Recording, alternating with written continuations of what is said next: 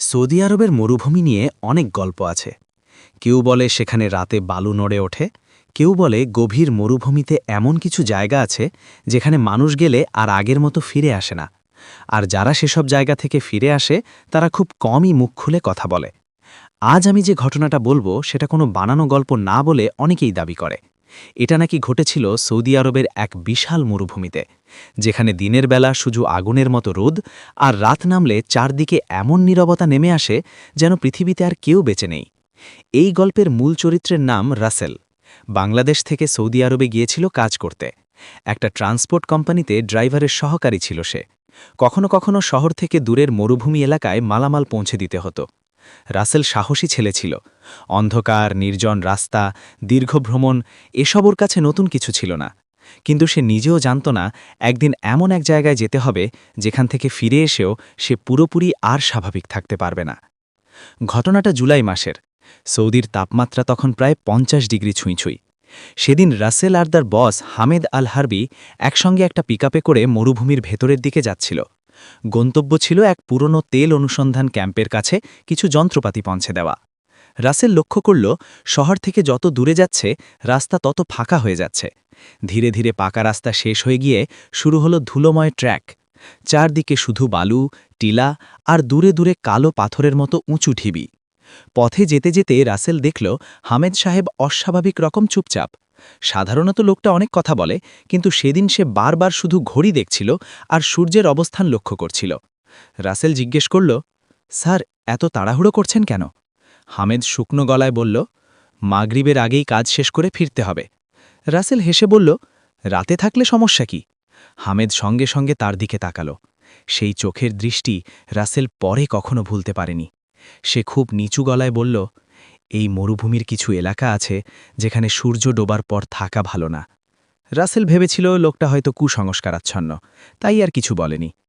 বিকেলের দিকে তারা নির্ধারিত জায়গার কাছাকাছি পৌঁছে গেল, কিন্তু সমস্যা হলো গাড়ির এক চাকা হঠাৎ বালুর মধ্যে বসে গেল। অনেক চেষ্টা করেও সেটাকে তোলা যাচ্ছিল না।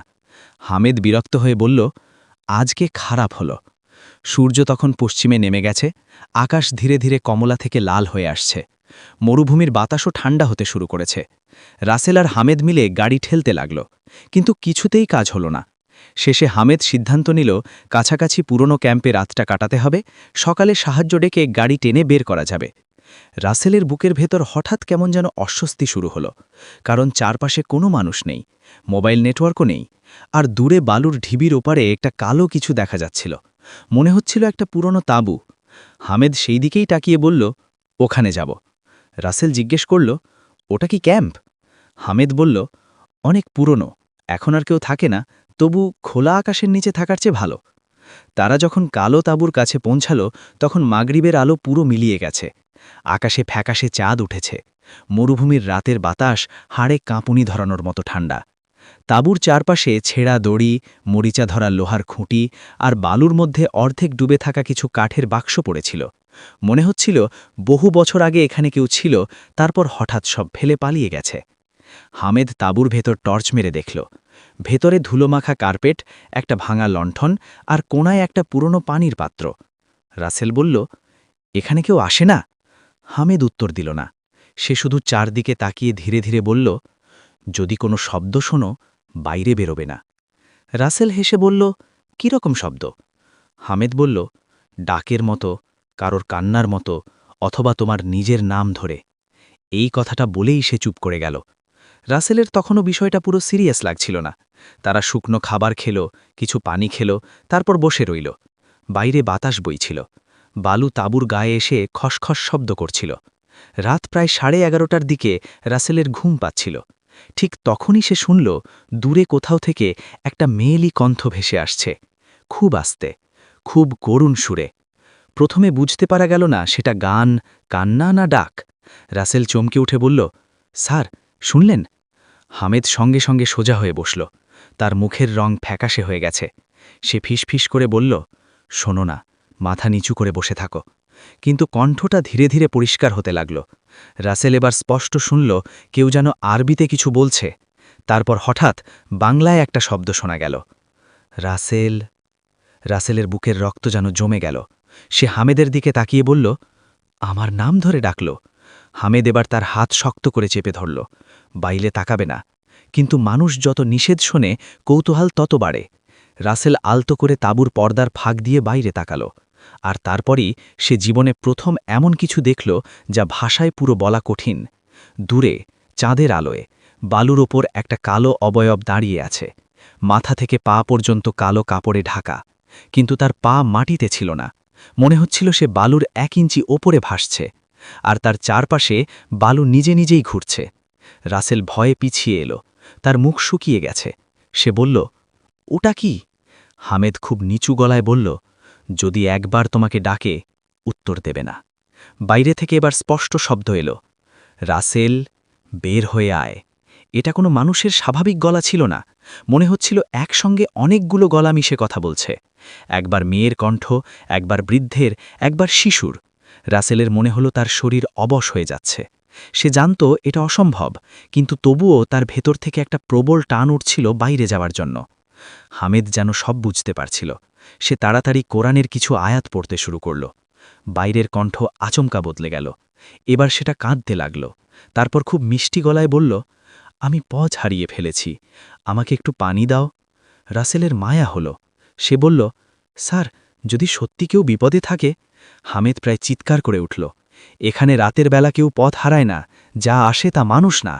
এই কথার পরেই তাঁবুর বাইরে ধীরে ধীরে কারোর হাঁটার শব্দ শোনা যাচ্ছে। বালুর উপর পা ফেলার চাপা শব্দ। 1 চক্কর, 2 চক্কর, 3 চক্কর, যেন কেউ তাঁবুর চারপাশে ঘুরছে। তারপর তাঁবুর পেছন দিক থেকে আছড়ানোর শব্দ এলো, খসখস, খররর, খসখস। রাসেল আর নিজেকে সামলাতে পারছিল না। টর্চ জ্বালাতে গিয়েও তার হাত কাঁপছিল। হঠাৎ তাঁবুর ভেতরের কোনায় রাখা ভাঙা লণ্ঠনটা নিজে নিজে গড়িয়ে উঠল। তারপর পানির পাত্রটা কেঁপে উঠল। বাইরে থেকে আবার ডাক এলো, এবার একদম তার মায়ের গলায়, রাসেল, দরজা খোলো বাবা। রাসেলের চোখ দিয়ে পানি চলে এলো। সে প্রায় উঠে দাঁড়িয়ে যাচ্ছিল। হামেদ তাকে জড়িয়ে ধরে বসিয়ে দিল। ওটা তোমার মা না।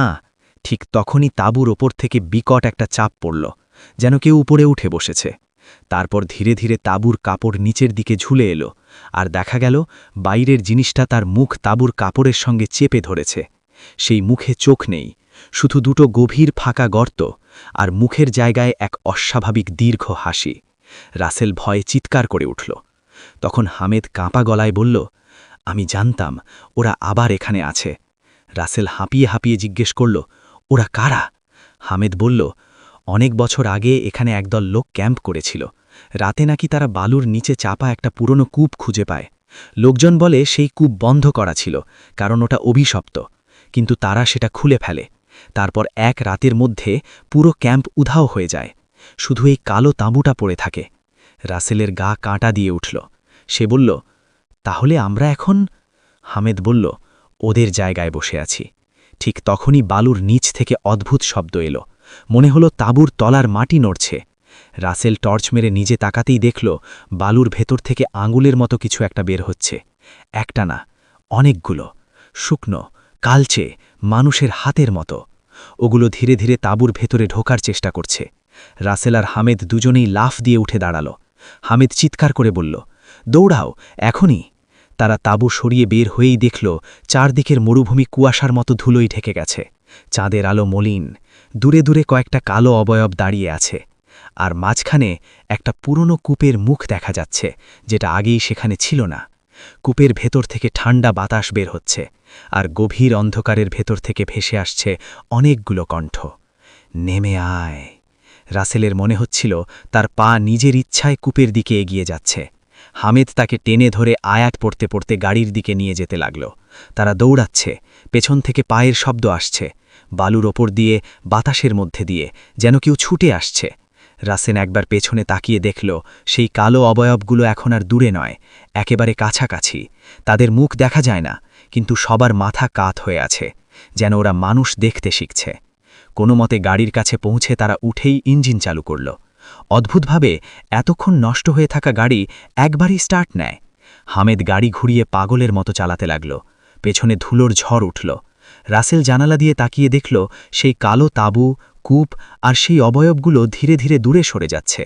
কিন্তু শেষ মুহূর্তে সে একটা জিনিস দেখল, তাঁবুর সামনে দাঁড়ানো একটা ছায়া তার দিকে হাত তুলল, আর সেই মুখটা হুবহু রাসেলের নিজের মুখ। রাসেল ভরে চোখ বন্ধ করে ফেলল। ফজরের একটু আগে তারা শহরের কাছে পৌঁছে যায়। প্রথম আলো ফুটতেই হামেদ গাড়ি থামিয়ে রাস্তায় নেমে সেজদায় পড়ে যায়। রাসেল তখনও কাঁপছে। সেদিনের পর হামেদ আর সেই রুটে যায়নি। কয়েক মাস পর চাকরিই ছেড়ে দেয়। কিন্তু গল্প এখানেই শেষ না, কারণ দেশে ফেরার পরও মাঝে মাঝে গভীর রাতে রাসেলের ঘুম ভেঙে যায়। সে অনুভব করে তার বিছানার পাশে কেউ দাঁড়িয়ে আছে। ঘরে বালুর গন্ধ আসে, আর খুব নিচু গলায় কেউ ফিসফিস করে বলে, আমি এখনও তোর সঙ্গে আছি। সবচেয়ে ভয়ের ব্যাপার হলো, রাসেল তার স্যুটকেসের ভেতর একদিন কিছু খুঁজে পেয়েছিল। সৌদি থেকে ফেরার সময় সে এটা আনেনি, তবু সেটা ছিল এক মুঠো শুকনো মরুভূমির বালু, আর তার ভেতর অর্ধেক ডুবে থাকা একটা ছোট কালো কাপড়ের টুকরো, ঠিক সেই কালো তাঁবুর কাপড়ের মতো। তাই যদি কোনো